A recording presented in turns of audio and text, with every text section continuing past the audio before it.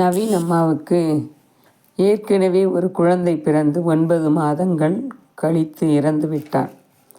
இரண்டாவது 4 மாதம் அபார்ஷன். பிறகுதான் நவீன் பிறந்தான். அவர்களின் குழந்தை இயக்கத்தை மறக்க வந்தவன் நவீன். ரொம்ப சந்தோஷம் என்றிருந்தனர்.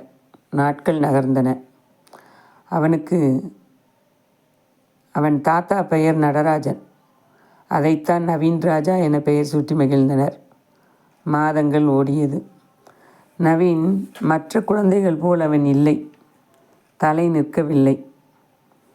அப்போது டெலிவரி பார்த்த டாக்டரிடம் சென்று கேட்டோம். அப்போதுதான் அவங்க down syndrome, slow learner, mongolism, இவங்க பேஸில் நிறைய பேர் இருப்பாங்க, இது எதனால் இப்படி பிறக்கிறாங்க அப்படிங்கிறத இன்னும் கண்டுபிடிக்க முடியலை அப்படிங்கிறாங்க. டாக்டர் அட்வைஸ், நீங்கள் இன்னொரு குழந்தைய பெற்றுக்கோங்க. நவீனுக்கு 1.5 வயசு.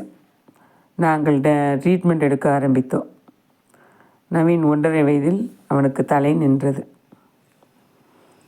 ஐடென்டிஃபை பண்ண முடியலை. 3 வயதுக்கு அப்புறம்தான் அம்மா அப்பாங்கிறது தெரியுது. ஒரு டாக்டர் அவனுக்கு ட்ரீட்மெண்ட்டெல்லாம் வேண்டாம், நல்ல எக்ஸசைஸ் கொடுங்க,